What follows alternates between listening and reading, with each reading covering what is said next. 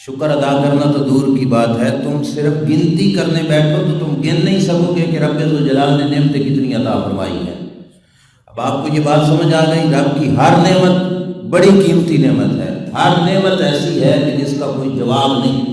توجہ میری طرف رکھنا، اللہ کی ان بے شمار نعمتوں میں سے ایک نعمت ایسی ہے جو سب نعمتوں سے اعلیٰ ہے، سب نعمتوں سے افضل ہے، سب نعمتوں کی جان ہے وہ نعمت، اور وہ نعمت ہے ایمان والی۔ کون سی؟ ایمان والی نعمت۔ یہ وہ نعمت ہے جو انسان کے ساتھ دنیا میں بھی رہتی ہے، اور یہی نعمت وہ ہے جو انسان کے ساتھ قبر میں بھی جاتی ہے۔ باقی نعمتیں دنیا کا مال، دولت، سرمایہ، جائیدادیں، سب کچھ یہاں پہ رہ جائے گا۔ ایمان ایک ایسی نعمت ہے جو بندے کے مرنے کے بعد قبر میں بھی ساتھ جائے گی، اور میدان حشر میں بھی بندے کے ساتھ یہ ایمان والی دولت ہوگی۔ اسی ایمان کے صدقے سے بروز قیامت اس امت کا دوسری امتوں سے فرق نظر آئے گا۔ میرے کریم آقا صلی اللہ تعالیٰ علیہ وسلم کے صحابہ نے پوچھا، یا رسول اللہ صلی اللہ علیہ وسلم، بروز قیامت سارے نبی ہوں گے، سارے نبیوں کی امتیں بھی ہوں گی، ہر نبی کی امت بھی بروز قیامت موجود ہوگی، ڈھیر سارا رش ہوگا، بڑا ہجوم ہوگا، یا رسول اللہ اتنے ڈھیر سارے لوگوں میں آپ ہمیں پہچان لو گے؟ اب صحابہ کا سوال دیکھو کتنا مزے کا ہے، یا رسول اللہ اتنے بڑے مجمع میں آپ ہمیں پہچانو گے، اپنے امتیوں کو پہچان لو گے؟ رب کے محبوب صلی اللہ علیہ وسلم نے کیا فرمایا؟ فرمایا بالکل پہچان لوں گا۔ کیسے؟ فرمایا لکم سیما لیست لغیرکم، بروز قیامت رب تمہیں نشانی ایسی عطا فرمائے گا جو کسی اور کی نہیں ہوگی، خاص نشانی ہوگی تمہاری، اور میں اس نشانی کی وجہ سے بروز قیامت میں تمہیں پہچان لوں گا۔ اب صحابہ نے عرض کیا، یا رسول اللہ وہ نشانی کیا ہے؟ توجہ رکھنا، جیسے ایمان کو میں نے کہا رب کی عطا کیا ہے، سرکار فرماتے ہیں میں بروز قیامت تمہیں پہچانوں گا۔ تو کیسے پہچانوں گا؟ فرمایا انتم غرم محجلون یوم القیامت بآثار الوضوء، فرمایا بروز قیامت میرے امتیوں کے جسم کے وہ حصے چمک رہے ہوں گے جن کو وضو کے ٹائم دھویا کرتے ہیں۔ فرمایا میں اپنے امتی کے چمکتے ہاتھوں کو دیکھ کر، چمکتے چہروں کو دیکھ کر، چمکتے پاؤں کو دیکھ کر میں پہچان لوں گا کہ یہ میرا امتی ہے۔ ایمان کی دولت اتنی بڑی دولت ہے کہ یہ قبر تو قبر رہی، میدان حشر میں بھی ہمارے کام آئے گی۔ ایمان کی دولت کی ایک بہت بڑی قیمت اور فائدہ وہ یہ ہے، ایمان بندے کے پاس ہو، عمل تھوڑا سا بھی ہو تو وہ بندے کو بہت زیادہ فائدہ دے دیتا ہے۔ آواز تھوڑی اور کم، عمل تھوڑا سا بھی ہو تو بندے کو بہت زیادہ فائدہ دے دیتا ہے۔ کب؟ جب ایمان کی دولت ہو۔ یہ مسئلہ بھی آپ ذہن میں رکھ لیجئے کہ ایمان کی دولت کے ساتھ انسان کو تھوڑا سا عمل ڈھیر سارا فائدہ دیتا ہے، اور اگر ایمان نہ ہو تو پھر ڈھیر سارا عمل بھی کوئی فائدہ نہیں دیتا۔ حدیث پاک میں ہے، میرے نبی علیہ السلام نے فرمایا اتقوا النار ولو بشق تمرہ، فرمایا لوگوں اپنے آپ کو جہنم سے بچایا کرو۔ آقا کیسے؟ فرمایا آدھی کھجور بھی اللہ کی راہ میں دو گے تو رب تمہیں جہنم سے بچا لے گا۔ اب آپ دیکھو نا ایمان کا فائدہ کتنا ہے کہ آدھی کھجور کا ریٹ بھی رب کے دربار میں کتنا زیادہ ہوا کہ اللہ تعالیٰ آدھی کھجور کے بدلے میں بھی جہنم سے بندے کو بچا لے گا۔ رب کی بے شمار نعمتوں میں سے اعلیٰ نعمت کون سی ہے؟ ایمان والی۔ کون سی ہے؟ میں 2 حدیثیں پڑھنے لگا ہوں، آپ نے توجہ رکھنی ہے۔ مدینہ کے تاجدار صلی اللہ تعالیٰ علیہ وسلم کی حیات طیبہ کی بات ہے، مشکوٰۃ شریف میں حدیث ہے، ایک شخص فوت ہو گیا، رب کے محبوب صلی اللہ تعالیٰ علیہ وسلم اس کے جنازے میں تشریف لے گئے، مصلی امامت پہ سرکار کھڑے ہونے لگے، حضرت عمر فاروق رضی اللہ تعالیٰ عنہ آ گئے، یا رسول اللہ صلی اللہ علیہ وسلم آپ اس شخص کا جنازہ نہ پڑھائیں، انہو رجل فاجر، یا رسول اللہ یہ بدکار بندہ ہے۔ کیا کہا؟ بولیے نا، کیا کہا؟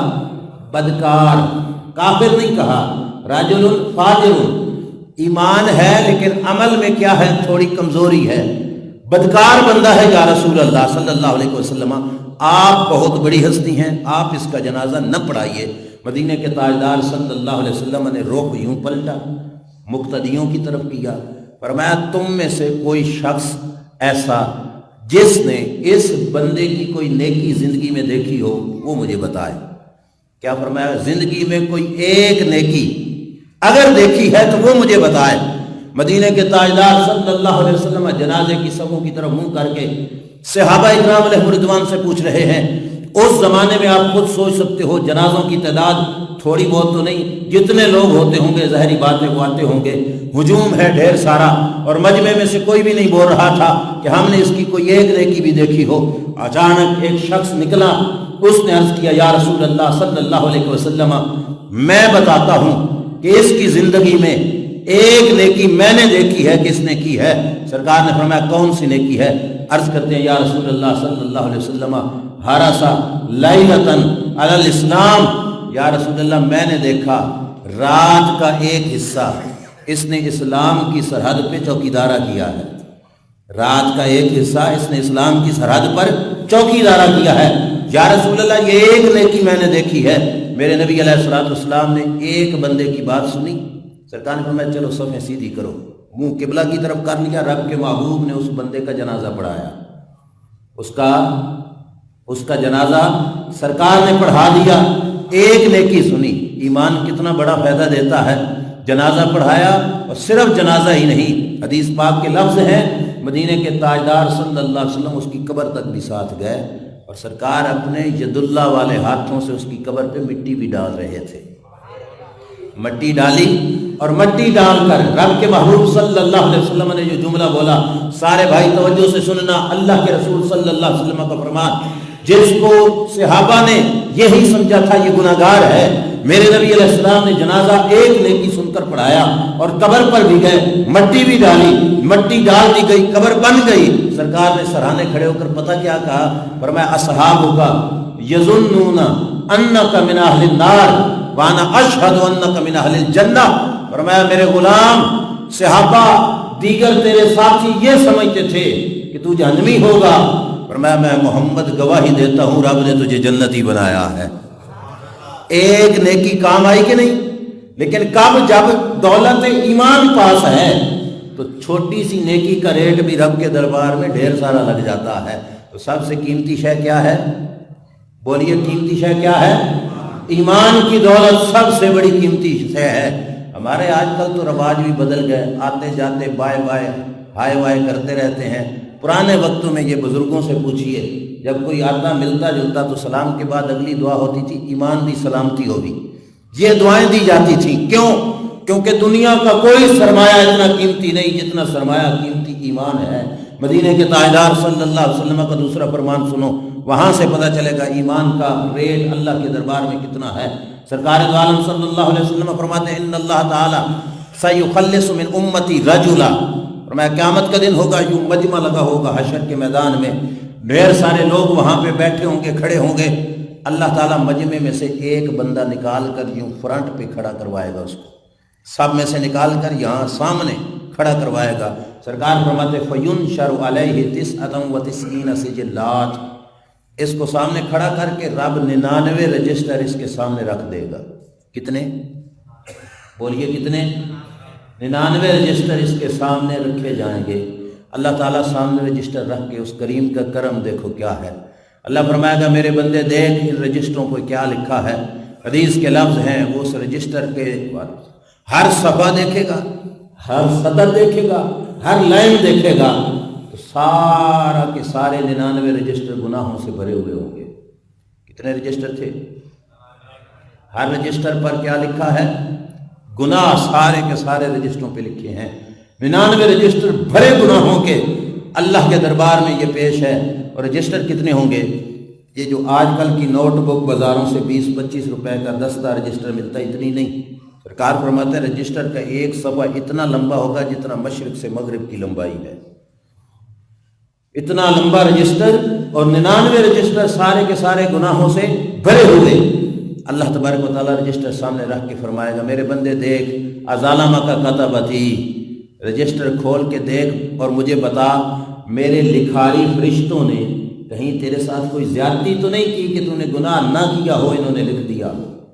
اس کریم کا کرم تو دیکھو کیا ہے۔ دنیا کی کون سی عدالت ہے جو مجرم کو اس طرح کہ جو ہے عذر کی جو ہے بہانے کرنے کی بھی راہ دیتی ہے۔ اللہ نے فرمایا دیکھ میرے بندے بتا کیا میرے فرشتوں نے تیرے ساتھ کوئی زیادتی تو نہیں کی؟ سرکار فرماتے ہیں سارا کچھ دیکھ کے کہے گا مولا زیادتی کوئی نہیں، جتنے گناہ کیے ہیں وہی کچھ لکھا ہوا ہے۔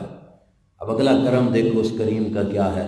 میرا رب فرمائے گا افلا کا عذر، میرے بندے کسی گناہ پر تیرا کوئی بہانہ، کوئی عذر کہ میں نے اس وجہ سے کر دیا، یہ وجہ تھی جس کی وجہ سے مجھ سے یہ گناہ ہو گیا، میرے بندے تیرا کوئی بہانہ، تیرا کوئی عذر ہے تو وہ بتا۔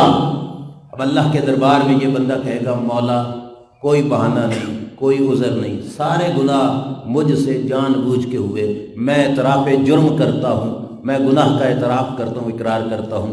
آپ سمجھدار لوگ بیٹھے ہو، مجھے بتاؤ دنیا کی کسی عدالت میں جب مجرم اعتراف جرم کر لے اس کے بعد کوئی آپشن رہ جاتا ہے؟ کوئی وکیل کے پاس، اس کے کسی مقدمہ لڑنے والے کے پاس، کہ جب مجرم خود اعتراف جرم کر رہا ہے کہ مجھ سے یہ جرم ہوا، اب اس کے بعد کیا رہ گیا تھا؟ لیکن یہ عدالت ہے رب ذوالجلال جل وعلا شانہ کی۔ رب ذوالجلال جل شانہ فرمائے گا میرے بندے جاؤ، جا کر اپنے اعمال نامے کا ترازو پہ وزن کرا کے لے آؤ، جہاں پہ عمل کا وزن ہو رہا ہوگا وہاں پہ جاؤ اور اعمال کا وزن کرا کے لے آؤ۔ سرکار فرماتے ہیں یہ بندہ رک جائے گا، حیران پریشان ہے کہ 99 رجسٹر گناہوں کے میں کیا لے کے جاؤں۔ اچانک کیا ہے؟ رب کی بارگاہ سے فتخرج بطاقہ فیہا اشہد اللہ الہ الا اللہ واشہد ان محمد رسول اللہ صلی اللہ تعالی علیہ وآلہ وسلم۔ سرکار فرماتے ہیں رب کے دربار سے ایک کارڈ نکالا جائے گا۔ کیا نکالا جائے گا؟ بطاقہ جدید عربی میں موبائل کی سم کو کہا جاتا ہے، موبائل کی سم نہیں، اسے عربی میں بطاقہ کہا جاتا ہے۔ اتنا سا کارڈ ہوگا، اور وہ کارڈ ہوگا کیا؟ سرٹیفکیٹ ہوگا اس کے کلمے کا، ایمان کا سرٹیفکیٹ ہوگا۔ اللہ تعالیٰ وہ کارڈ دے کر اسے فرمائے گا چل یہ کارڈ بھی پکڑ، یہ 99 رجسٹر بھی لے، جاؤ میزان پہ جا کے اپنے اعمال کا وزن کراؤ۔ اب یہ بندہ رک جائے گا، کہے گا مولا ما ہذہ البطاقہ، یا اللہ اس چھوٹے سے کارڈ کی کیا حیثیت اتنے بڑے رجسٹروں کے سامنے؟ رجسٹر تو آپ سن چکے ہو نا، کتنے تھے؟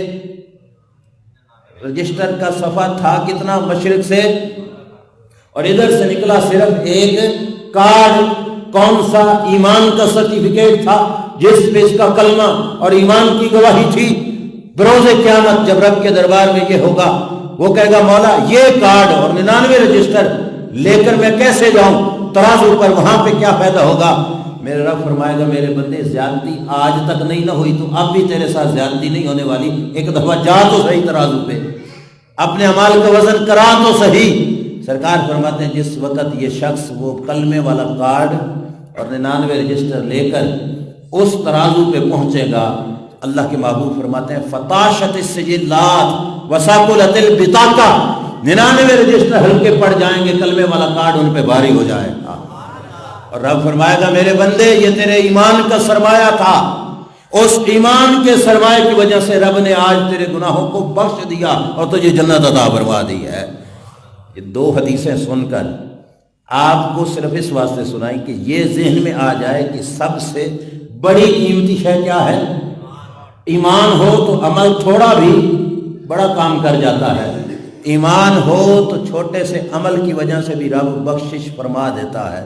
اور اگر خدا نخواستہ ایمان نہ ہو، اللہ معاف کرے، ایمان کی دولت بندہ گنوا بیٹھے، اپنے تعلقات کی وجہ سے ایمان گنوا بیٹھے، رشتہ داریاں نبھاتے نبھاتے ایمان گنوا بیٹھے، اپنی دولت بچاتے بچاتے ایمان گنوا بیٹھے، اپنی جائیداد اور پراپرٹی کی خاطر ایمان گنوا بیٹھے، اپنی ملازمت اور نوکری کی خاطر خدا نخواستہ ایمان گنوا بیٹھے، تو اب اگلی حدیث بھی سنو مسلم شریف کی۔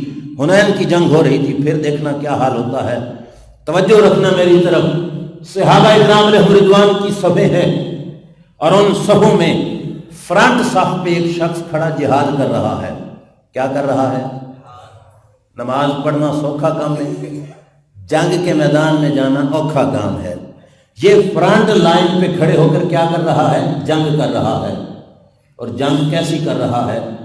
اپنی تلوار سے دشمنوں کے سر قلم کر رہا ہے، کافروں کو کاٹے جا رہا ہے، دشمنوں کے سر قلم ہو رہے ہیں۔ صحابہ بڑے خوش ہیں کہ بڑی بہادری کے جوہر دکھا رہا ہے یہ شخص۔ قزمان اس کا نام تھا، قاف موٹا، زا میم الف نون، قزمان۔ صحابہ خوش ہیں کہ بڑے بہادری کے جوہر دکھا رہا ہے۔ اچانک اس لڑنے والے کی طرف، دشمن کی طرف سے ایک تیر آیا، توجہ رکھیے گا، ایک تیر آیا آ کے اس کے جسم میں پیوست ہوا، یہ ہو گیا زخمی۔ صحابہ دوڑے، عرض کرتے ہیں یا رسول اللہ مبارک ہو، او فلاں بہادر بندے کو شہادت نصیب ہو گئی۔ اب رب کے محبوب دیکھو، جو صرف ظاہر نہیں دیکھتے باطن بھی دیکھتے ہیں، صرف آج نہیں دیکھتے کل بھی دیکھتے ہیں، اور ہر وقت پر ان کی نگاہ پاک ہے۔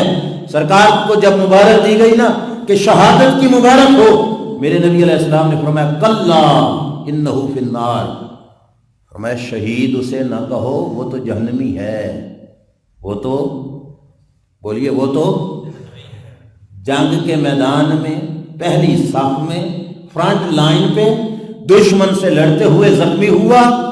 اب غلام یہ سمجھ رہے تھے کہ یہ شہید، آقا نے فرمایا محبوب علیہ السلام نے یہ جہنمی ہے۔ صحابہ فرماتے ہم اس کی تاڑ میں لگ گئے، سرکار نے اسے جہنمی کہا تو یہ جہنمی کیسے ہے؟ دیکھو جب ایمان نہ ہو تو یہ عمل بھی فائدہ نہیں دیتا، اتنا بڑا عمل ہے فائدہ نہیں ہوا کیسے؟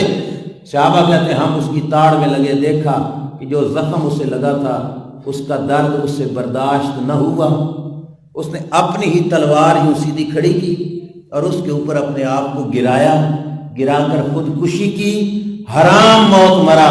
صحابہ کہتے ہیں ہم نے دیکھا تو ہم پلٹے حضور کی دربار میں، ہم نے کہا اشہد انک رسول اللہ، آقا ہم گواہی دیتے ہیں آپ اللہ کے رسول ہیں۔ سرکار نے فرمایا یہ گواہیاں تو تم پہلے بھی دیتے تھے۔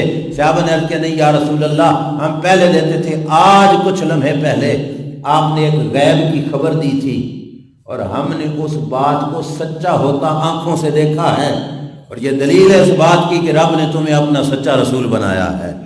اب اس روایت کو تینوں روایتوں کو سامنے رکھو، دو روایتوں سے پتہ چلا کہ چھوٹا سا عمل اور ایمان کی دولت، وہ عمل بندے کو پار لگا دیا۔ اتنا بڑا عمل جہاد والا اللہ کی راہ میں جان تک لے کے گیا کھڑا ہے، لیکن ایمان نہیں تو اس عمل کی بھی کوئی قیمت، سب سے پہلے نماز، روزہ، حج، زکوٰۃ، ہر عمل سے پہلے ضروری ہے اپنے ایمان کا قبلہ سیدھا کیا جائے، ایمان سلامت اور ایمان کو درست طریقے سے اپنایا جائے۔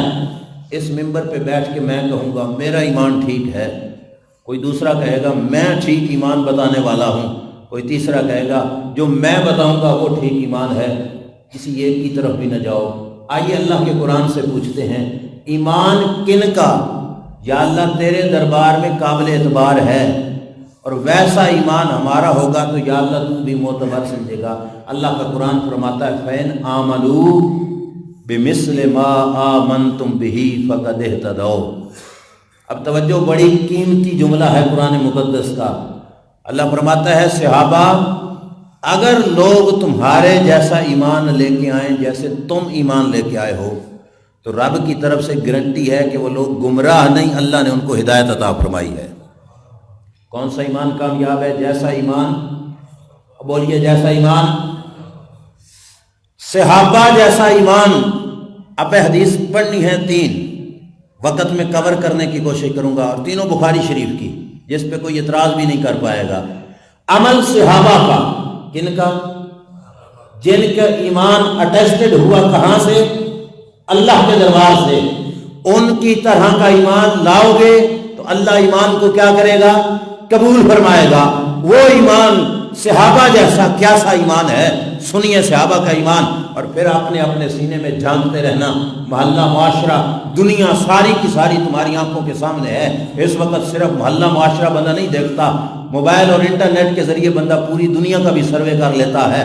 آپ کے سامنے سب کچھ ہے، حدیث سامنے رکھو اور عمل دیکھنا کس کا کیسا ہے، پھر پتہ چل جائے گا کہ صحابہ جیسا ایمان کس کا ہے۔ بخاری کی پہلی روایت سننا، مسجد نبوی ہے، مسجد نبوی کے اندر ایک ستون ہے، آج بھی جن حضرات کو حاضری کی سعادت نصیب ہوئی ہے وہاں پہ ایک ستون ہے جسے ستون مصحف کہا جاتا ہے، ستون مصحف۔ اس ستون کے پاس حضور کے ایک صحابی ہیں، جب بھی مسجد میں آتے ہیں اس ستون کے پاس کھڑے ہو کر نماز ادا فرماتے ہیں۔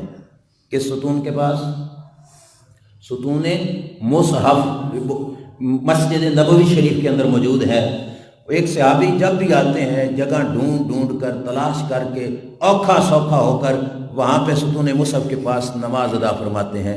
اب آپ سارے سمجھدار ہو، مجھے یہ بتاؤ مسجد نبوی کی ہر صف برکتوں والی ہے کہ نہیں؟ بولیے، ہر صف کا ہر مصلی برکتوں والا ہے کہ نہیں؟ جس کو نصیب ہو جائے اس کی قسمت کہ وہاں پہ بھی اسے نماز پڑھنے کی سعادت نصیب ہو گئی۔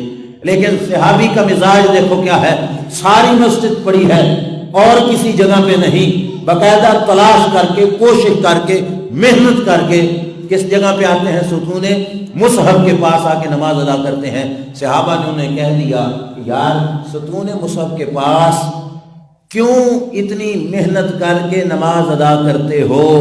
اب صحابی کا جواب سننا، حدیث بخاری کی ہے، وہ فرماتے ہیں میں ستون مصحف کے پاس اس واسطے آ کے نماز ادا کرتا ہوں کہ رأیت رسول اللہ صلی اللہ تعالی علیہ وآلہ وسلم یتحری الصلاۃ عندہا، کہ میں نے اپنی زندگی میں جب بھی دیکھا رسول خدا صلی اللہ علیہ وسلم کو سرکار یہاں پہ نماز ادا فرما رہے تھے۔ میرا عقیدہ ہے ساری مسجد برکتوں والی ہے، لیکن جس مقام پر رب کے یار کے قدم لگ گئے وہ ساری جگہ سے زیادہ برکتوں والی جگہ ہے۔ اب یہ عقیدہ ہاتھ میں پکڑو، ڈھونڈ لو، پوری دنیا سروے کر لو، یہ عقیدہ باب فرید کے غلاموں کے سینے میں نظر آئے گا کہ ان کا عقیدہ ہے ساری جگہ برکتوں والی، جہاں رب کے یار کے قدم لگ گئے وہ جگہ باقی جگہوں سے زیادہ برکتوں والی ہے۔ اب دیکھو پڑھنی نماز خدا کی ہے، سجدہ کس کا ہے؟ اللہ کے دربار میں۔ عبادت کس کی ہے؟ اللہ کی ہے۔ لیکن عبادت کے دوران بھی صحابہ اس مقام کو تلاش کر رہے ہیں جس مقام پہ رب کے رسول نے کھڑے ہو کے نماز ادا فرمائی۔ بات سمجھ آئی کہ نہیں؟ یہ مزاج ہے، یہ عقیدہ ہے، یہ ایمان ہے کس کا؟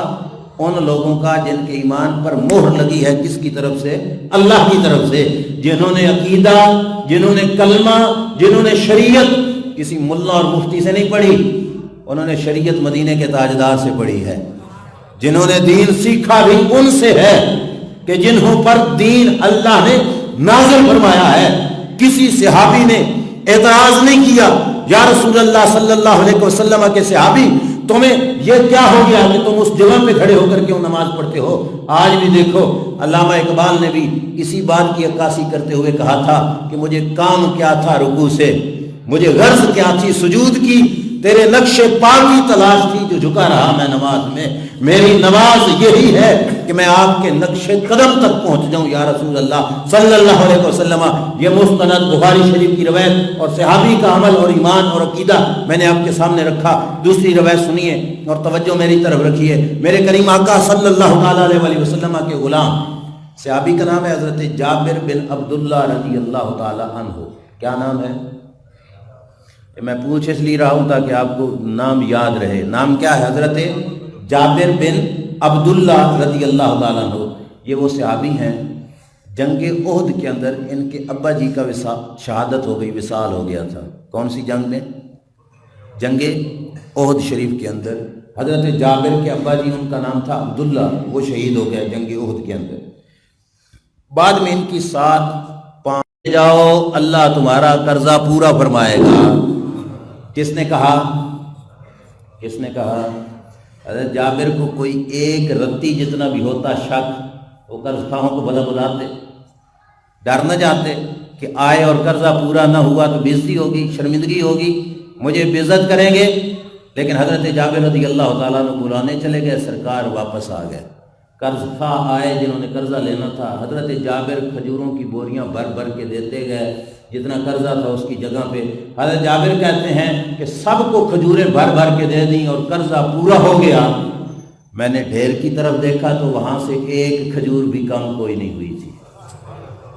جو ڈھیر لگا تھا وہاں سے ایک کھجور بھی کم، بولیے نا، ایک کھجور بھی کم۔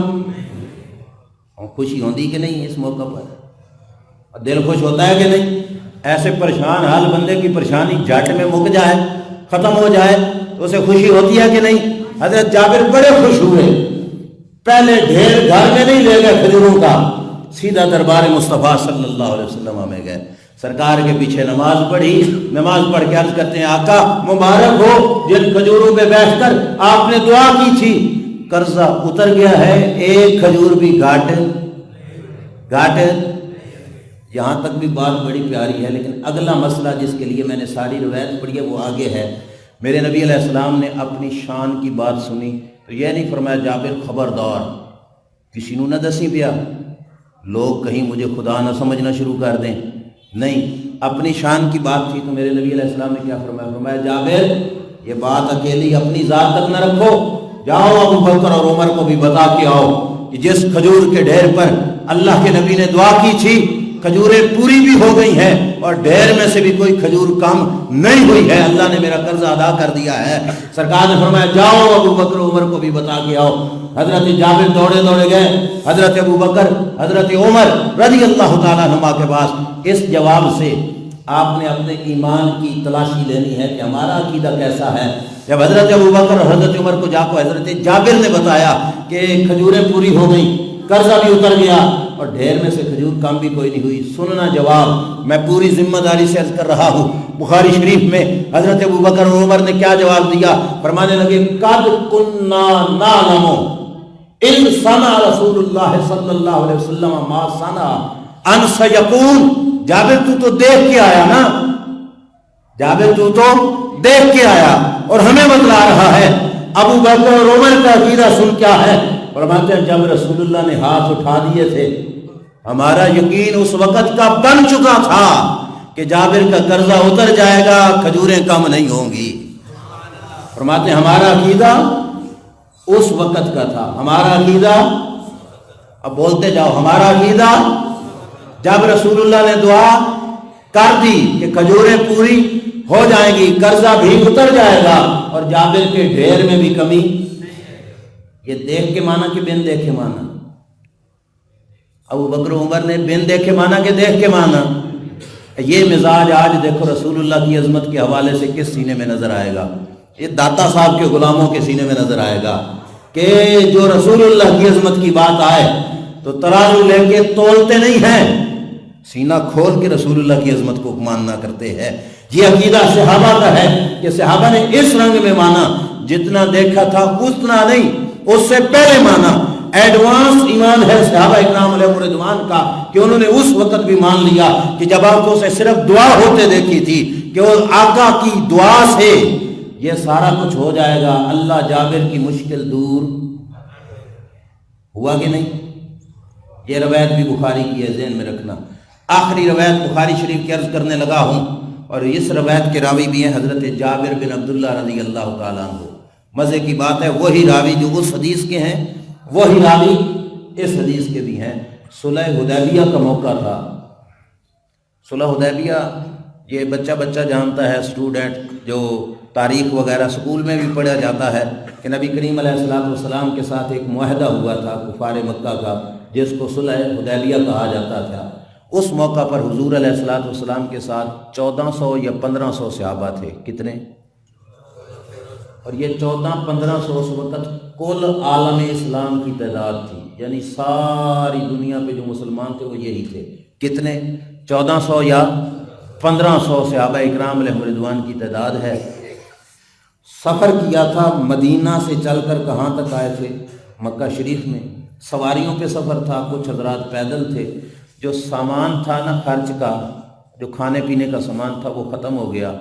اب لگی صحابہ کو پیاس، اور عرب کی گرمی یہ آپ لوگ سمجھتے ہو کتنی شدید ہوتی ہے، سخت پیاس لگی نا صحابہ اکرام علیہ رضوان کو، اور جو سواریوں کے جانور تھے وہ بھی پیاس سے ہو گئے۔ تو یہ مشکل بنی صحابہ کے سر پر۔ مشکل ہے کہ نہیں؟ یہ بھی بتائیے مشکل ہے کہ نہیں؟ بندے کو پیاس زور کی لگی اور پانی بھی پلے آس پاس بھی پانی نہ ملے تو مشکل ہے کہ نہیں؟ کس کے سر پہ بنی؟ صحابہ کے سر پہ۔ صحابہ نے اپنا دکھڑا کس کو سنایا؟ اللہ کے یار کو سنایا، رب کے محبوب کو جا کے سنایا، یا رسول اللہ صلی اللہ علیہ وسلم پیاس بڑی لگی ہے اور پانی پاس نہیں ہے، یا رسول اللہ کوئی بندوبست کیجیے ہمارے لیے پانی کا۔ اب یہیں سے بھی دیکھ لو تو یہ عقیدہ، یہ انداز، یہ محبت کا طریقہ کہاں پہ نظر آئے گا، یہ آپ خود فیصلہ کرنا ہے۔ حضور سے عرض کر رہے ہیں، میرے نبی علیہ السلام نے یہ نہیں جواب دیا چلو نکل جاؤ، میں نے صرف نماز روزے کے مسئلے سکھانے ہیں، پانی پورا کرنا ہے تو اپنا آپ کرو، یہ مجھے کیوں بتاتے ہو؟ نہیں، میرے نبی علیہ السلام نے فرمایا کچھ پانی ہے بھی صحیح آپ کے پاس؟ کوئی تھوڑا بہت پانی ہے آپ کے پاس؟ صحابہ نے کہ یا رسول اللہ، ہاں جی ایک تھال میں تھوڑا سا پانی ہے یا رسول اللہ صلی اللہ علیہ وسلم، بس وہی کچھ ہے، اور وہ تو شاید ایک دو بندوں پر بھی پورا نہ ہو۔ سرکار نے فرمایا چلو وہ پانی والا تھال لے کے آؤ۔ صحابہ وہ پانی والا تھال حضور کے دربار میں پیش کرتے ہیں۔ توجہ رکھنا، رب کے محبوب نے پانی والے تھال میں اپنا ہاتھ رکھ دیا۔ حضور نے ہاتھ رکھا، سرکار کی 5 انگلیوں سے پانی کے 5 چشمے جاری ہو گئے۔ سرکار نے فرمایا لو بھائی صحابہ آپ بھی پیو، اپنے جانوروں کو بھی پلاؤ، اور جتنے برتن ہے پاس وہ بھی بھر لو۔ صحابہ نے بھی پیا، جانوروں کو بھی پلایا، برتن بھی بھر لیے۔ یہاں تک روایت جس وقت سنائی نا کس نے؟ حضرت جابر بن عبداللہ، حضرت جابر بن، یہ نام یاد رکھنا ہے، راوی ہیں حدیث کے، حضرت جابر بن عبداللہ نے جب یہاں تک روایت سنائی تو سننے والوں میں سے کسی نے پوچھا، جیسے آپ مجھ سے سن رہے ہو نا، سننے والوں میں سے کسی نے پوچھا کم کون تم یوم ذن، جابر اے تے دس تسی ہے سو کتنے، تمہاری تعداد کتنی تھی؟ یہ تعداد کے پتہ لگنے سے حضور کی عظمت کا پتہ لگنا تھا کہ نہیں، کہ تھال کا پانی اتنے بندوں پہ پورا کر دیا۔ انہوں نے گنتی میں پوچھنا چاہا کہ تم کتنے تھے، تاکہ گنتی میں جواب آئے، اور صحابی کا ایمان دیکھو کتنا تھا، وہ کہنے لگے لو کننا مئۃ الف لکفانا، اور یہ نہ پوچھ ہم کتنے تھے، عقیدہ سن ہمارا کیا ہے کہ اگر اس دن ہم 1,00,000 بھی ہوتے تو رسول اللہ کے چشموں کا پانی سب کو پورا ہو جاتا۔ 1,00,000 بھی ہوتے تو چشموں کا پانی سب کو، تھے کتنے؟ میں نے پہلے بتایا تھے کتنے، 1400 یا 1500، کتھے 1400 1500 ہوتے، کتھے 1,00,000۔ عقیدہ صحابہ کا کیا ثابت ہوا؟ حضور کی عظمت کو تول کے نہیں سینہ کھول کے مانا کرتے ہیں، جتنا دیکھا اس سے بھی زیادہ مانا، اور حق بھی بنتا تھا۔ کیوں؟ جو 2 بندوں کا پانی 1500 کو ملا سکتے ہیں، عقیدہ تو بنتا ہے نا کہ وہ 1,00,000 کو بھی پلا سکتے ہیں، اور یہ بھی لمٹ 1,00,000 تک بند نہیں۔ ان کے عقیدے کے مطابق، جملے کے مطابق یہ تھا کہ اگر قیامت تک زمین پانی دینا بند کر دے، آسمان سے پانی برسنا ختم ہو جائے، رسول اللہ کی انگلیوں کا پانی قیامت تک کے غلاموں کو پانی پلا سکتا ہے۔ کیوں؟ کیونکہ ان کی انگلیوں سے چشمے رب نے جاری کیے تھے، اور وہ چشمے رب ذوالجلال جل شانہ کی طرف سے آ رہے تھے، اور رب اس کائنات والوں کو بتانا چاہتا ہے میں نے یار کو بنایا کمزور کر کے نہیں بنایا، طاقتیں ساری عطا فرمائی ہے۔ وہ 1400 1500 کو پانی پلایا۔ یہاں پہ ایک مسئلہ بھی سمجھتے جاؤ اور پھر میں بات کو ختم کرتا ہوں۔ آپ کے بدن سے نکلے پانی پاک ہے کہ پلید؟ یہاں چھالا بن جائے، خدا نہ خواستہ کوئی زخم بن جائے، اس کو توڑو، نکلا پانی، پاک ہے کہ پلید؟ نکل گیا تو وضو بھی ٹوٹ جائے گا کہ نہیں؟ اور وہ پانی کہاں سے نکل رہا تھا؟ حضور کی کسی ملا کی جرت ہے کہ کہے کہ یہ پانی پلید تھا؟ اور بولیے پلید تھا معاذ اللہ؟ بلکہ میں بتاتا ہوں، شرح مشکات میں ملا علی قاری نے 1014 ہجری کا محدث ہے، اس نے کہا جو حضور کی انگلیوں سے پانی نکلا اس پانی کی برابری آب زمزم بھی نہیں کر سکتا۔ وہ فرماتے ہیں جو حضور کی انگلیوں سے پانی نکلا اس پانی کی برابری جنت کی نہریں بھی نہیں کر سکتی، اور فرمایا اس پانی کی برابری حوض کوثر کا پانی بھی نہیں کر سکتا جو رب کے یار کے بدن سے نکلا ہے۔ وہ ہمارے جیسے تھے بھلا، ان کو اپنے جیسا سوچنا بھی نہیں، ان کے ہاتھوں سے پانی نکل رہا ہے، اور وہ پانی صرف پاک نہیں، بڑے بڑے پاک پانیوں سے بڑھ کر پاک ہے۔ اور یہاں پہ ایک فقہی مسئلہ بھی سنو مزید بھی، اور اس کے بعد بات ختم ہو جائے گی۔ جو پانی حضور کی انگلیوں سے نکلا اس کی عظمت تو ہے ہی ہے۔ یہاں پہ فقہاء کرام مسئلہ بتاتے ہیں، آب زمزم برکت والا ہے کہ نہیں؟ تو سارا کا پیتا ہے، کھڑے ہو کے پیتے ہو نا، اس کے احترام کے پیش نظر، ٹھیک ہے؟ علماء کا فتویٰ ہے کہ وضو کرتے ہوئے اللہ کے رسول نے جس پانی سے اپنے پاؤں مبارک دھوئے وہ پانی آب زمزم سے بھی افضل ہے۔ جس پانی سے حضور نے پاؤں مبارک دھوئے وہ پانی، بولتے جاؤ، وہ پانی آب زمزم سے 1 درجہ افضل ہو گیا۔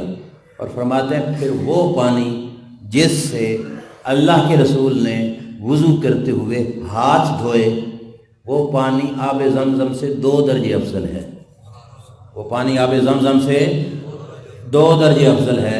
اور آگے انہوں نے کہا کہ وضو کرتے ہوئے رب کے محبوب نے جس پانی سے اپنے مبارک چہرے کو دھویا وہ پانی آب زمزم سے 3 درجے افضل ہے۔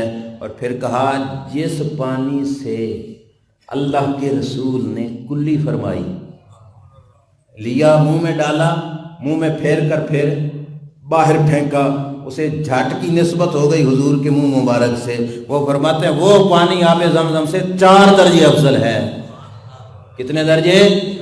یہ باہر کا پانی گیا اندر، جھٹ رہا بدن میں اور پھر باہر نکال دیا گیا، یہ پانی آب زمزم سے 4 درجے افضل ہے۔ اور علماء فرماتے ہیں جو پانی حضور کے بدن سے بصورت لعاب دہن تھوک مبارک سے نکلے اس کی برابری تو آب زمزم کر ہی نہیں سکتا، حضور کے لعاب دہن کی برابری آب زمزم کر ہی نہیں سکتا۔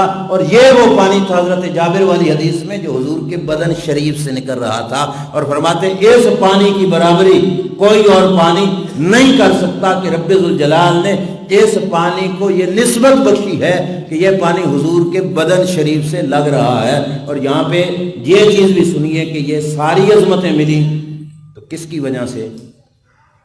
ذات مصطفیٰ صلی اللہ علیہ وسلم کی وجہ سے۔ کس کی وجہ سے؟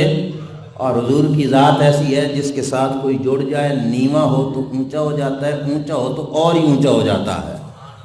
یہ رب کی ذات محبوب علیہ السلام کی عظمت ہے کہ جس نے ان کا دامن پکڑا، ان سے تعلق جوڑا، اللہ تعالیٰ نے اسے عظمت عطا فرمائی۔ شیخ محقق شیخ عبدالحق محدث دہلوی رحمۃ اللہ تعالیٰ علیہ فرماتے ہیں یہ وہ عظیم محدث ہے جس کے صدقے سے بر صغیر میں علم حدیث آیا۔ یہ جو آج حدیثیں ہم پڑھتے سنتے سناتے ہیں نا، اس محدث کے صدقے سے بر صغیر میں یہ علم حدیث آیا۔ اور مزے کی بات ہے کہ وہ ہستی ہے جس کو بر صغیر میں بھیجا ہی رب کے محبوب میں تھا۔ کس نے بھیجا تھا؟ اور ان کو صرف ہم بھی نہیں دوسرا طبقہ بھی مانتا ہے۔ محدث شیخ محقق شیخ عبدالحق محدث دہلوی رحمۃ اللہ علیہ مدینہ شریف میں پڑھایا کرتے تھے حدیث پاک۔ سرکار نے خواب میں آ کے کہا تھا عبدالحق جاؤ ہندوستان میں جا کے میرے دین کی تبلیغ کرو اور حدیث کا سبق دو۔ مدینہ کون چھڑے؟ مدینہ اور وہاں پہ بیٹھ کر حدیث پڑھانا اپنا ہی لطف ہے، کون چھوڑے مدینہ؟ حضرت شیخ محقق شیخ عبدالحق محدث دہلوی نے دیر کی نا تو سرکار سمجھ گئے کہ اصل وجہ کیا ہے کہ ان کا دل نہیں کر رہا مدینہ چھوڑنے کو۔ سرکار نے خواب میں آ کے فرمایا عبدالحق جاؤ ہندوستان میں جا کے میرے دین کی تبلیغ کرو، تیرا میرا وعدہ رہا ہر رات تجھ سے ملاقات فرماؤں گا، ہر رات تجھ سے ملاقات فرماؤں گا۔ یہ ہستی ہے جس کا نام ہے شیخ عبدالحق محدث دہلوی رحمۃ اللہ علیہ، جذب القلوب الی دیار المحبوب، یہ ان کی کتاب شریف ہے۔ انہوں نے اس کے اندر لکھا کہ سرکار کے مزار شریف کی وہ مٹی جس کو حضور کے بدن شریف سے ٹچ ہونے کی سعادت نصیب ہو رہی ہے کیا وہ مٹی شریف، اور لگ کہاں پہ رہی ہے؟ حضور کے بدن شریف کے ساتھ۔ شیخ محقق فرماتے ہیں سب علماء کا اس پر اتفاق ہے وہ مٹی رب کے کعبے سے بھی افضل ہے، اللہ کے عرش سے بھی افضل ہے، کعبے سے بھی افضل ہے، اللہ کے۔ مٹی کو یہ شان کیوں ملی؟ اس وجہ سے ملی کہ مصطفیٰ کریم کی ذات سے نسبت ہو گئی۔ ہم بھی مٹی تھے نا، انسان بھی تو مٹی ہے، ہمیں یہ عزتیں ساری کہاں سے ملی؟ دربار مصطفیٰ صلی اللہ علیہ وسلم کی نسبت کی وجہ سے۔ یہ وہ امت ہے جس امت کی عظمت تورات میں موسیٰ علیہ السلام نے پڑھی تو عرض کیا یا اللہ یہ امت مجھے دے دے۔ اللہ نے فرمایا موسیٰ پرائے مال پہ کیوں ہاتھ ڈالتے ہو، یہ تو تیرا نہیں۔ عرض کیا اللہ کیوں؟ فرمایا یہ تو میرے خاتم النبیین نبی کی امت ہے۔ موسیٰ علیہ السلام نے جو شان پڑھی تھی کیا کہا مولا یہ امت نہیں دیتا تو مجھے اس امت میں بنا دے، مجھے اس امت میں۔